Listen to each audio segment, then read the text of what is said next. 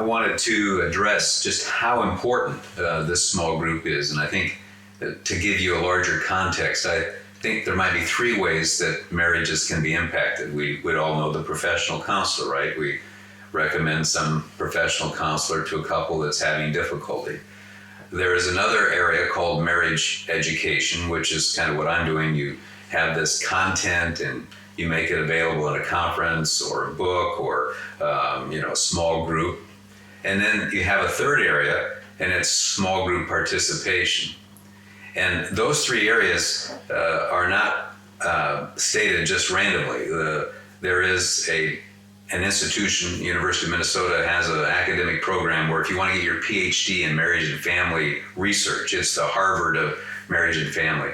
Dr. Doherty came out very strongly. He was head of the program because he was deeply concerned that the professional counselor was actually a little bit toxic when it came to helping marriages. Many counselors are not prepared to counsel two people. Most therapists do pathology. They are very capable and good-willed individuals and very competent to help the individual. So when you have a husband and wife enter a counseling situation, usually the man is like this. He's a little stoic and he's not too sure exactly where this is going to go, because men are very aware of the fact that fingers usually are going to be pointed and they're going to be the ones that are being pointed at. So they're a little rigid and stiff and are self-protective, whereas the woman immediately is maybe sharing her burden and her concern and her fears, and she starts crying, and the counselor gives her the Kleenex, and at a certain point, he begins or she begins to focus in on the woman, and that's the professional instinct kicking in. You tend to be empathetic toward the person who's expressing some of the deepest emotion.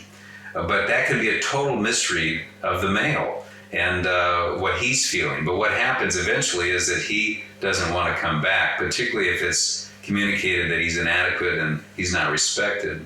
And then he doesn't return, and we have the audacity to say he's not teachable when we really just kicked him in the gut at his deepest core. I spoke to 100 professional counselors in Pennsylvania not too long ago, and I said, if I could show you how to get men to line up outside your door for counseling, are you interested? And of course they all were.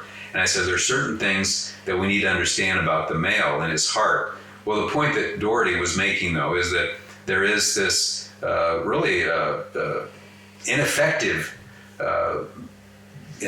counseling industry out there with regard to marriages, and in particular, I make the comment toward the male.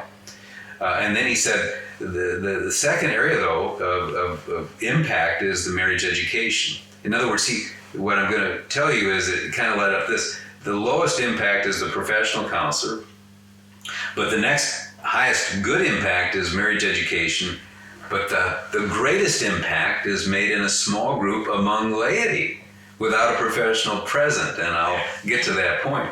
But he makes the point, marriage education, if it's done well, if you can get people laughing, the illustrations everybody relates with, they all start thinking, wow, people are laughing because apparently they have the same problems and we're as normal as everybody else. And people begin to be relaxed, and it's kind of like, wow, because many of us feel like we alone have these problems. And marriage education, if it's done right, and it really rightly represents both, isn't just one-sided, that has a tremendous, tremendous impact. But in our case, I believe the love and respect message is fair and balanced. I believe that it really is impacting. But just that alone doesn't even come close to the impact that's going to be made in a small group. In fact, Focus on the Family that sponsored our marriage conference for 4 or 5 years, Dr. Dobson, they spent $50,000 to see the long-term impact of the love and respect message. And without any question, those people who went through the content in a small group, hands down, the impact, the life change was incredible. There was tremendous influence of our 2-day conference. We're very excited about that. But when people then got involved in a small group after that, or that's all they did was small group with a love and respect message, the life change was incredible. So what's the point? You need to be encouraged here. What you're doing as a lay person, you're thinking, I'm not professional. I don't know what I'm doing. I'm just probably going to say to Harry and Mary, I don't have any idea. I mean, we're having struggles our own selves. I'm just keeping my head above water here. But here's what we've been doing that's really been working. That kind of thing can make it's immeasurable. So this is no insignificant thing. What you're doing has been researched to really confirm that life change, marital change, comes about in the best ways through these small group environments. So why is it that we're pushing this? Why is it we're promoting this? Why are we appealing to you? Because we're not dumb. We know exactly who's going to make impact on other people. And guess what? It's you. It's not the professional. I'm not trying to downgrade that. I'm a professional. But we don't always have a corner on the truth here, particularly if we have this idea that I have all the answers and you're just the scum of the life. I mean, people are very, very fearful of being shamed or being told that they're not intelligent or can't you figure this out. The professionals who are most effective have to really be disarming in the best ways through total transparency about their own inadequacies. And if they do what takes place in a small group, the professional counselor is going to be effective. You follow what I'm saying? In other words, what you are as a person, that small group, and you feel like I don't have all the answers, that is the answer. And so we want to instill a vision in you that what you're doing is no small issue. This really isn't. And then as you taste of, you're going to see it. Some of you are going to see people give testimony of marital change that professional counselors have never heard. And we have many professional counselors now coming on board because they realize this is, in fact, the way to go. And you start combining their personal counsel. Well, you kind of do this, the small group participation with the marital education, and then those more serious issues going to the professional counselor. When you put all three of those together and everybody's on the same page, it's tremendous. But the majority of the impact and change comes about in the small group. So I want to just encourage you along that line, but perhaps you have some comment about that as well. Anything come to mind when I made that statement? Does that echo your experience? Oh, yeah. Yes, very much. I think when we say that we're all in the same boat together, allows couples to stop believing maybe a myth that somehow the grass is greener somewhere else and that I need to look elsewhere for some sense of satisfaction in the relationship. When they hear in the context of a small group that this couple over here, that we're all facing very similar challenges. Maybe their husband doesn't talk as much as like the other husband. Okay, so now rather than focusing their energies on finding greener grass somewhere else, they start focusing on their own relationship. And we've had a good number of couples who've been married a number of times where they've said to us at the end, if I would have known this before, I probably would have stayed with my first wife or my first husband. And what that's telling us is that this content is very helpful for them, and it's being provided in a context where we're all the same. Yeah. The issues that we're facing are very, very similar for all of us. And the solutions that are being offered are solutions that work, and they apply to all of us. And for example, that lesson, my response is my responsibility. We had couples who were going from therapist to therapist, counselor to counselor, because they were constantly digging on their past, trying to find reasons why they behave the way they behave. And when they hear this lesson, my response is my responsibility, they say, so you mean just that? It's like, yeah, and they find tremendous freedom in this, that they're not prisoners of their past. Okay, they were influenced by their past, but they're not prisoners. So they can have a fresh start and say, okay, I'm responsible for the way I react to you. If I'm disrespectful, it's not my mom's fault, but it's my fault. So I take responsibility. And from this day, I choose to learn and I want to act different. So this is freedom. No, that's well said. No, and that's the kind of content, hopefully, that will encourage people, because otherwise, as I say, you're a hopeless, helpless victim. You're damaged goods, and so we may as well just, die. I mean, what's the point of going on? So my response is my responsibility as an intimidating statement at first, but it's rooted in the idea that you are free. Yeah. You are free to do this, even though you've been hurt. We're all going to be damaged at some level. We all are wounded at some level, but that doesn't mean that you're permanently, a misfit and that you're not worthy to live. That is just a lie. But I think the point is sometimes in our professional area, if you're paying for that, I'm just going to keep having you tell me, because, and I've had professional counselors say they're sitting there thinking about how they're going to add up all that money to go out and buy the boat that they've been dreaming about as they're nodding. Now, I don't want to be too cynical about professional counselors, but those are testimonies that are given. And I think it's a challenge for us to make sure that we're listening to the right content. Because if you listen to the wrong content, in some of these cases, it's going to lead to despair and depression. We believe, though, that this message and these principles work, and they are very liberating. And then once people start saying, yeah, it's contagious. But I don't want to get off onto the content a little bit. But I don't want to start preaching, but it's very exciting. I think there's an added value in being a small group is that both the husband and the wife are listening to the same content together. And it provides for them now a basis for them to come together in their understanding, because there's such a balanced approach that she's being honored for her heart. She's a good-willed woman. She may not always be effective in her approach towards him. He's a good-willed man. He's trying to do the honorable thing, but maybe also his reactions are not always the best way of misrepresenting himself toward her. But when they hear that together with other couples in a group, it's empowering for them.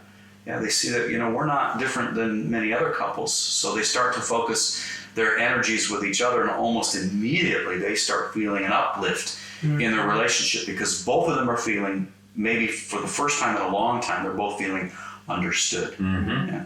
I'm not being misjudged any longer. In fact, there's an appreciation for who I am, even though now I have the freedom to maybe make some adjustments in the way that I'm communicating, the way that I'm approaching my spouse. Yes, well, and I think there's a dynamic that all of us, I think, as adults recognize. If you're in a counseling session, just the two of you, and it's just the two of you, it's going to be kind of an examination of the two of you, and there's a defensiveness that sets in there, right? Because if she says something now, either I have to agree with that or I have to defend myself, and this dynamic is very powerful. It has a lot of potential if done right, but it's a very, very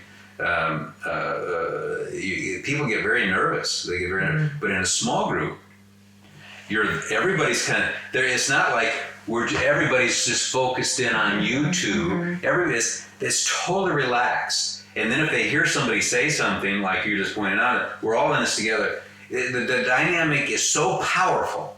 It is, and some people say it's the key to future revival, because we don't have relationships now, we urbans and so setting where nobody even knows their own neighbor.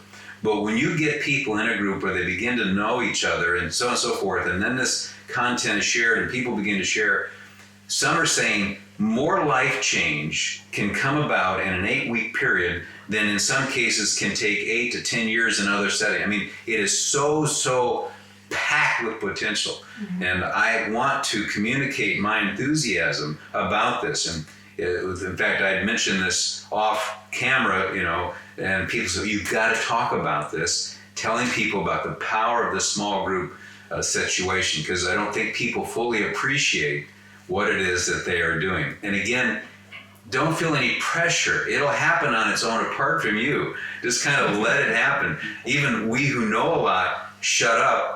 We don't say anything. We don't even say what we want to say a lot of times, because you just let the group go. And so there are many times that I won't say anything simply because that's the most important thing. So if you're feeling like, I don't know what to say, don't worry about it. There are many times I don't say anything because that's the best way to approach it.